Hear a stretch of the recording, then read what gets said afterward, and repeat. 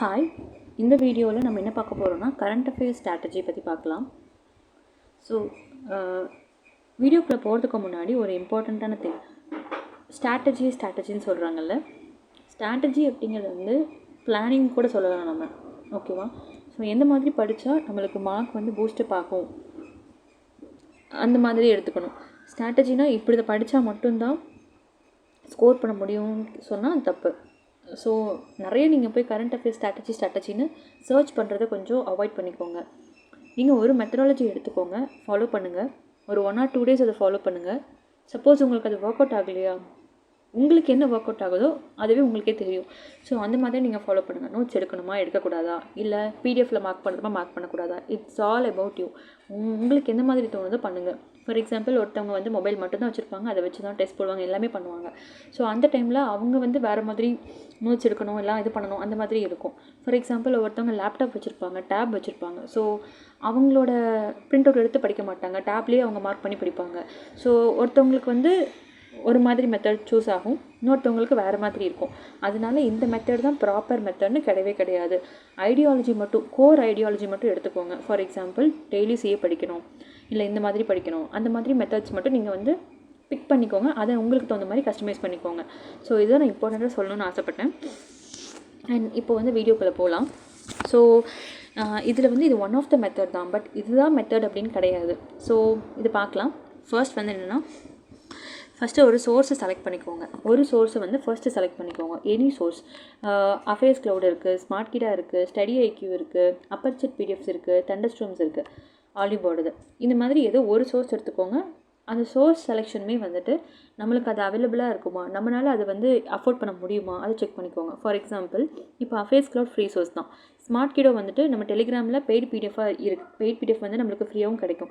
But அது கிடைக்காத பட்சத்தில் அது எல்லாமே வந்து காப்பிரைட் இஷ்யூ ஆச்சுன்னா நம்ம அதாவது ஸ்மார்ட் கிடாவை நம்மளால் ஆக்சஸ் பண்ண முடியுமா, அது எல்லாமே சூஸ் பண்ணிக்கோங்க. ஸ்டடி ஐக்யூ, அதில் டெய்லி ரெகுலராக அப்லோட் ஆகுதா, இதில் வந்து அந்த இஷ்யூ இருக்கும். பட் கண்டென்ட் இஸ் ரொம்ப ஒர்த்தாக இருக்கும். அப்பர்ச்செட் பற்றி எனக்கு தெரியல, அண்ட் தண்டர்ஸ்ட்ரீம் பற்றியும் எனக்கு தெரியல. ஸோ இது எல்லாமே வந்து உங்களுக்கு சோர்ஸ் ரிலையபிளாக இருக்கா, கிடைக்குமா, உங்களால் அஃபோர்ட் பண்ண முடியுமான்னு சூஸ் பண்ணிக்கோங்க. ஃபார் எக்ஸாம்பிள், நான் இப்போ வந்து ஒரு அஃபேர்ஸ் ஸ்மார்ட் கிடாவோடது நான் எடுத்துக்கிறேன் அப்படின்னு ஒரு எக்ஸாம்பிளுக்கு சொல்கிறேன். இதுதான் பெஸ்ட்டு சோர்ஸ்னு கிடையாது.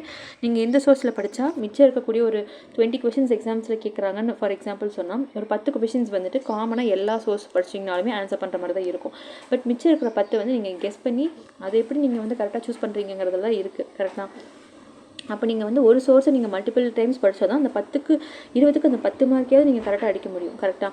ஸோ அதனால் ஒரு சோர்ஸ் சூஸ் பண்ணிக்கோங்க. இப்போ நம்ம வந்து இல்லஸ்ட்ரேஷனுக்காக நம்ம வந்து ஸ்மார்ட் கிடாவை நம்ம சூஸ் பண்ணிக்கலாம்னு சொல்லி வச்சுக்கலாம். இப்போ நீங்கள் ஸ்மார்ட் கிடா சூஸ் பண்ணியாச்சு. அதுக்கு அடுத்த ஸ்டெப் என்ன அப்படின்னா, நீங்கள் டெய்லி, இப்போது நீங்கள் ஃபுல் டைம் ஆஸ்பிரண்ட்டாக இருக்கீங்க, உங்களுக்கு வந்துட்டு டைம் நிறையா இருக்குது அப்படிங்கிற பட்சத்தில், அப்படி தான் இருக்கணும்னு அவசியம் இல்லை, டெய்லி சிஏவும் படிக்கலாம். இல்லை எனக்கு வந்துட்டு வீக்லி சிஏ படிக்கிறதுக்கு எனக்கு வந்து இது கம்ஃபர்டபுளாக இருக்குன்னா, நீங்கள் ஃபுல் டைம் ஆஸ்பிரண்ட்டாக இருந்தாலுமே சரி, நீங்கள் வீக்லி படிக்கிறது பெட்டர் தான். இப்படி தான் படிக்கணுங்கிற ஒரு இதே கிடையாது. பட் இப்போ நீங்கள் வந்து டெய்லி சிஏவும் படிக்கணும், அப்படி இல்லைன்னா வீக்லி சிஏ ஏதோ ஒன்று எடுத்துக்கோங்க. ஃபார் எக்ஸாம்பிள், நான் டெய்லி சிஏ படிக்கிறேன் அப்படின்னா 7 டேஸும் ரிலீஸ் ஆகுமா, அப்போ நான் 7 டேஸும் படிக்கிறேன். படிக்கும்போது என்னன்னா, அடுத்த 7th டே என்ன பண்ணால் ரிவைஸ் பண்ணிகிட்டே இருக்கணும். நீங்கள் என்ன பண்ணலான்னா, இப்போ வந்து for example first week, second week, third week, அப்புறம் வந்து 4th வீக் இப்படி இருக்குன்னு வச்சுக்கோங்களேன். ஸோ இப்போ அந்த ஃபர்ஸ்ட் வீக் நல்லா திரும்ப ஒரு 1 time or 2 time எல்லாருக்குமே வந்துட்டு கண்டிப்பாக ஒரு 2 to 3 times படித்தா தான் ஞாபகம் வரும். ஸோ டெய்லி சிஏ படிக்கிறீங்கன்னா டெய்லி ஒரு சிஏ படிச்சுட்டு மறுபடியும் வந்து வீக்லி சிஏ படிங்க.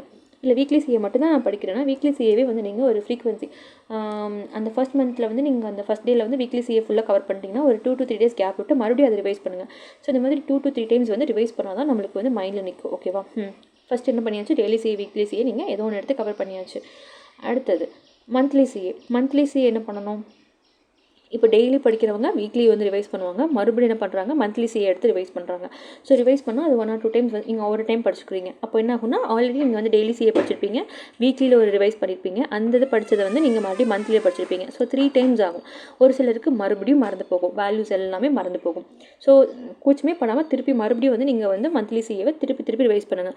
அட்லாஸ்ட் உங்களுக்கு மந்த்லி சிஏ மட்டும்தான் நீங்கள் வந்து எக்ஸாம் டைமில் அந்த இது பார்க்குற மாதிரி இருக்கும். பிகாஸ் நீங்கள் போய் அப்போ டெய்லி பிடிஎஃப் எடுத்து ஓப்பன் பண்ணி பண்ணுற முடியாது. ஸோ இந்த மந்த்லி சிஏல வந்துட்டு நோட்ஸ் எடுக்கிறவங்களும் இருக்காங்க, இல்லை அதிலே மார்க் பண்ணி படிக்கிறவங்களும் இருக்காங்க. ஸோ இந்த மாதிரி நீங்கள் படித்து இப்போ 1 monthோடது நீங்கள் ஒரு 3 times, அட்லீஸ்ட் 3 times நீங்கள் வந்து படித்து வச்சுருப்பீங்க.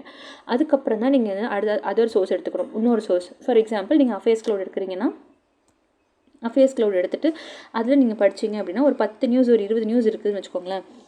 அந்த 10 நியூஸ் 20 நியூஸில் வந்துட்டு ஒரு 6-8 நியூஸ் வந்து கவர் ஆயிரும், இல்லைனா ஒரு 7 நியூஸ் வந்து கவர் ஆயிரும், மிச்சம் ஒரு 3 நியூஸ் புதுசாக இருக்கும். அப்போ அந்த 3 நியூஸை மட்டும் நீங்கள் என்ன பண்ணணும், ஹைலைட் பண்ணி இல்லைனா அதை வந்து நோட் டவுன் பண்ணி வச்சுக்கணும். ஓகேங்களா? ரிவைஸ் பண்ணிவிட்டு மிச்சம் கவர் ஆகாத நியூஸை வந்து டாபிக்ஸை வந்துட்டு ஹைலைட் பண்ணிக்கணும், இல்லைனா தனியாக ஒரு நோட் எடுத்து எழுதி வச்சுக்கணும். ஓகேவா? ஸோ அப்போ என்ன ஆகும்னா உங்களுக்கு அந்த 3 நியூஸ் எக்ஸ்ட்ரா ஆட் ஆகும். நீங்கள் ஆல்ரெடி அந்த 3 நியூஸ் வந்துட்டு முன்னாடி படிச்சிருப்பீங்களா, அதை ரிவைஸ் பண்ணுற மாதிரி தான் இருக்கும் அந்த 7 நியூஸ். ஓகேவா? ஸோ ஒரு டைம் படித்தாச்சு. மறுபடியும் என்ன பண்ணுறீங்க, இப்போ ஆல்ரெடி மந்த்லி பிடிஎஃப் வச்சு ஒரு நோட்ஸ் எடுத்து ரிவைஸ் பண்ணிடணும். அதுக்கப்புறம் என்ன பண்ணுறோம், எக்ஸ்ட்ரா பாயிண்ட்ஸ் எடுத்து எழுதி வச்சிருக்கிறது இல்லைனா அந்த பிடிஎஃப் ஹைலைட் பண்ணதுக்குள்ளே அதை வந்து நீங்கள் என்ன பண்ணணும், திரும்பி ரிவைஸ் பண்ணிக்கணும். இப்போ நீங்கள் வந்து 4th டைம் இதை படிச்சிட்டிங்க. படித்து முடிச்சக்கப்புறம் என்ன பண்ணுங்கள், இல்லைனா குவிஸ் மாதிரி இருக்கு இல்லையா, அந்த குவிஸ் மாதிரி நிறைய ப்ராக்டிஸ் மார்க்கர், ஸ்மார்ட் கீடா, யூடியூப் மேரத்தான்ஸு அதில் போட விட்டு அப்படியே நீங்கள் பார்த்துட்டே இருக்கலாம். இல்லை சப்மிட் கொடுத்து திரும்பியும் நீங்கள் இது பண்ணலாம். ஓகேவா? ஸோ இது வந்து ஒன் ஆஃப் த மெத்தட் தான். அண்ட் இன்னும் வேறு என்ன மெத்தட் இருக்குன்னா, ஒரு சிலர் வந்துட்டு இது ஒரு மெத்தட், டைம் நிறையா இருக்குது அப்படின்னா இது மாதிரி ஃபாலோ பண்ணலாம். இதில் நிறைய கஸ்டமைஸ் பண்ணி நம்ம படிச்சுக்கலாம். ஃபார் எக்ஸாம்பிள் குவிஸ் மட்டுமே எடுத்து ப்ராக்டிஸ் பண்ணுறவங்களும் நிறைய பேர் இருக்காங்க. ஃபார் எக்ஸாம்பிள் இப்போ ஸ்மார்ட் கீடாக இருக்குன்னா டெய்லியும் வந்துட்டு ஃபுல்லாக படிக்கிறதுக்கு நம்மளுக்கு வந்து ரொம்ப டிஃபிகல்ட்டாக இருக்குன்னு ஃபீல் ஆகும்போது குவிஸ் மட்டும் நம்ம வந்து புதுசாக சப்மிட் கொடுத்துட்டு அதுக்கப்புறம் அதில் வந்து ரீட் பண்ணி வச்சுட்டு அதுக்கப்புறம் வந்துட்டு weekly quiz and monthly quiz மாதிரி போட்டுட்டு மறுபடியும் வேறு சோர்ஸ்லேருந்து ஆட் ஆன்ஸ் பண்ணிக்கிறவங்களும் இருக்காங்க. ஸோ அதனால் எந்த மெத்தட் உங்களுக்கு வந்தாலுமே சரி, பட் எல்லா மெத்தடுக்குமே காமனான ஒரு பாயிண்ட் வந்து ரிவிஷன். ஃபர்ஸ்ட் டைம் படிக்கும்போது புதுசாக நம்ம படிப்போம். செகண்ட் டைம் படிக்கும்போது ஃபஸ்ட்டு ரீடிங்கில் நம்ம இதெல்லாம் படித்தோமா அப்படிங்கிற மாதிரி தாட்ஸ் வரும். அடுத்து தேர்ட் ரீடிங் பண்ணும்போது ஆமாம் இது படித்தோம் அப்படிங்கிற மாதிரி தாட் வரும். இது வந்து நார்மலாகவே வந்து எல்லாருமே பண்ணுவாங்க. பட் இன்னும் நல்லா அக்யூரேட்டாக பண்ணணும் அப்படிங்கும்போது 4th ரீடிங் பண்ணிங்க, 4th ரீடிங் இல்லை மறுபடியும் 5th ரீடிங் இந்த மாதிரி 5 டைம்ஸ் ஒரு பிடிஎஃப் நீங்கள் படிக்கும்போது அவ்வளோ நல்லா கிளாரிட்டியாக இருக்கும். கண்டிப்பாக அந்த பாயிண்ட் எல்லாமே நல்லா தெளிவான ஞாபகம் வரும். ஓகேவா? ஸோ இதை வந்து ப்ராக்டிஸ் பண்ணி பாருங்கள். ஒரு 1 வீக்கோட கரண்ட் அஃபேர்ஸ் இருக்குல்ல, அதுக்கு வந்து இதை பண்ணி பாருங்கள். அதுக்கப்புறம் ஏதாவது டிஃப்ரென்ஸ் தெரிஞ்சது அப்படின்னா நீங்கள் இதை ஃபாலோ பண்ணலாம். இல்லை இது ஏதாவது கொஞ்சம் நம்மளுக்கு இன்கன்வீனியண்ட்டாக இருக்குன்னா அதை மாற்றிக்கலாம்.